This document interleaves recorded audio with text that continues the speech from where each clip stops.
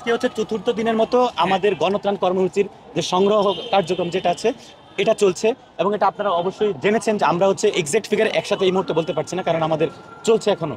তো গতকাল আপনারা জানতে পেরেছেন যে 2,25,47,470 টাকা প্লাস। তো এরপরেও কিছু আছে, যেমন আমাদের ব্যাংক চেক এসেছিল, চেকগুলো যতদূর সম্ভব এগুলো এখনো কাউন্ট হয়নি।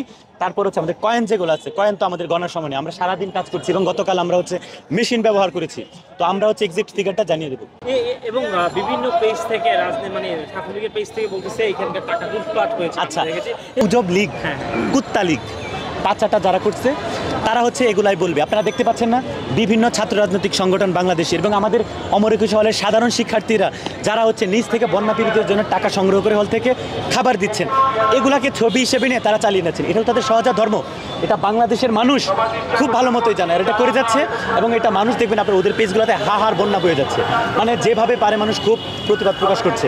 আর এবং কি আরেকটা দেখলাম যে তাদের একটা পেজে দেখলাম যে তারা বলতেছে, তারা দাবি করছে তাদের ছাত্রলীগের 3 জন বন্যাতে নিহত হয়েছে। দেখেন, আজকে এই মুহূর্তে ঢাকা বিশ্ববিদ্যালয়ের একজন ছাত্র এবং বৈষম্য বিরোধী ছাত্র আন্দোলনের একজন সমন্বয়ক হিসেবে বলছি, আপনারা অবশ্যই খোঁজখবর রাখবেন। আপনারা এতগুলো সাংবাদিক বাংলাদেশে, শুধু তো সাংবাদিক না, এখানে আরো ইন্টেলিজেন্স অনেক কিছু আছে।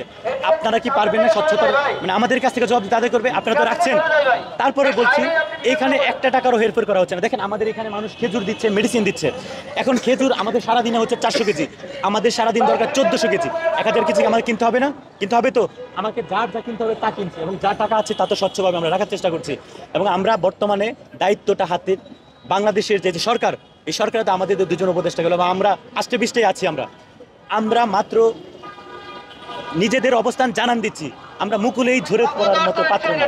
আমরা আমাদের স্বচ্ছতার প্রমাণ দেব এবং আমরা বাংলাদেশের মানুষকে দেখিয়ে দেব যে আমরা বাংলাদেশের এই যে আজকে বৃহত্তর নোয়াখালী অঞ্চল, ফেনী, নোয়াখালী, লক্ষ্মীপুর, এই অঞ্চলটার মানুষের পাশে থেকে এবং এরকম রাজনৈতিক বন্যাকে আমরা কিভাবে মোকাবেলা করতে পারি, আমরা মোকাবেলা করবো এবং সফল হয়ে বাংলাদেশের মানুষকে দৃষ্টান্ত হিসেবে দেখিয়ে দেবো। আমরা সারা বাংলাদেশের দায়িত্ব নিতে প্রস্তুত এবং প্রস্তুতি গ্রহণ করছি ইনশাআল্লাহ। স্বৈরাচার পতনের পর থেকে বাংলাদেশের ছোট বাচ্চা থেকে শুরু করে যারা ব্যাংক থেকে নিজের জমানো ব্যাংক 6-7 বছরের ছেলেরা ওরা নিয়ে আসছে, এবং একজন মৃত মায়ের রেখে যাওয়া টাকা নিয়ে একজন প্রবাসী ভাই আসছেন, তো ওরা টাকাটা দিচ্ছেন। দেখেন, বাংলাদেশ স্বৈরাচার যখন বাংলাদেশ থেকে চলে যায় তখন থেকেই সাংবাদিক ভাইদের বলছি এবং সবার উদ্দেশ্যে বলছি, বাংলাদেশের প্রত্যেকটা মানুষ ভাবতে শুরু করেছে দেশটা আমার। সে কি হলো, মানে কার কি হলো তাতে আমার কিছু না, এই সিচুয়েশন চলে গেছে। এখন কোনো একটা মানুষের কিছু হলে আমরা বাংলাদেশের মানুষ মনে করছে না আমার। এই যে বন্যা পীড়িত মানুষ যারা আছে আজকে ঢাকা থেকে সারা বাংলাদেশের মানুষ এখানে আসছেন, এসে তারা দিচ্ছেন, কারণ মনে করছেন যে ওইখানে যারা আছে তারাও আমাদের ভাই, আজকে ওই জায়গায় আমরাও থাকতে পারতাম। তো এই জন্য তারা যিনি নিজে না আসতে পারছে, তারা অন্যদের মাধ্যমে আমাদের এখানে ত্রাণ পৌঁছানোর চেষ্টা করছে, বা যে যেভাবে পারে সেভাবে কানেক্ট করছে। প্রবাসী ভাইরা বিদেশ থেকে ওয়াইফের মাধ্যমে, সন্তানের মাধ্যমে বা কোনো মাধ্যমে আমাদের সাথে যোগাযোগ করে টাকা পাঠাচ্ছে। দেখেন, আমরা তো আসলে এই বাংলাদেশটাই চেয়েছিলাম। প্রত্যেকটা মানুষ যাকে মনে মানবিক হয় এবং মনে করে যে বাংলাদেশের প্রত্যেকটা মানুষ আমার, বাংলাদেশের ভূখণ্ডের প্রত্যেকটা জায়গার স্বাধীনতা রক্ষা করা আমার দায়িত্ব, এবং আমরা সবাই স্বাধীন। এই বাংলাদেশটা আমরা চেয়েছিলাম। লুটপাট, অর্থ কেলেঙ্কারি, এই ইতিহাসটা এই স্বৈরাচাররা কি করেছে এগুলা আমরা হচ্ছে রূপপুর ওইখানে বালিশকাণ্ডও দেখেছি, আমরা পদ্মা সেতুর মতো জায়গায় যে 3 গুণ 4 গুণ টাকা নিয়ে যায় এভাবেও দেখতে পেরেছি। দেখেন, আজকে আমাদের যে সড়ক ও সেতুর যে আমাদের উপদেষ্টা স্যার আছেন, উনি কিন্তু দায়িত্ব নেওয়ার 1 সপ্তাহের মধ্যে চালু করে ফেলেছেন। বুঝতে পেরেছেন? যারা বলে যে 1 বছর লাগবে, 1 বছরে কতগুলো টাকা হেরফের হতো। সৃষ্টিকর্তার কাছে হাজার শুকরিয়া যে হচ্ছে 1 সপ্তাহের মধ্যে আমাদের মানুষের ভোগান্তি চলে গেছে এবং এই অর্থ লোপাট থেকে আমরা বেঁচে গেছি। তো আগামী দিনগুলোতেও যেন আমরা এইভাবে যারা অর্থ লোপাট করবেন এবং অতীতে করেছেন তাদের কিন্তু হিসাব আমরা নেব।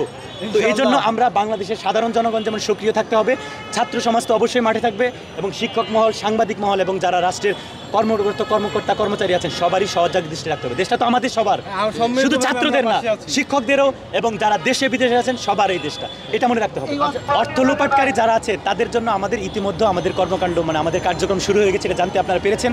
আমরা আইনের আওতায় আনছি যারা ওই রকমভাবে অর্থ লোপাট করার জন্য এবং ওই রকম পদে থেকে মিনিস্ট্রি, সচিবালয় এখানে বসেছিল, পুলিশের মতো জায়গা, সেনাবাহিনীর মতো জায়গা, ওই জায়গাগুলো থেকে ওদেরকে সরিয়ে ভালো যারা দেশের সাথে, রাষ্ট্রের স্বার্থে কাজ করতে পারবেন, বাংলাদেশের মানুষের জনগণকে স্বাধীনতা রক্ষার জন্য কাজ করতে পারবেন, তাদেরকে বসানো হচ্ছে এবং যথেষ্ট বিচার বিবেচনা করেই বসানো হচ্ছে। এই লুপাটকারীদের জন্য ব্যবস্থা শুরু হয়েছে এবং অতি শীঘ্রই সবার বিরুদ্ধেই ব্যবস্থা নেওয়া হবে।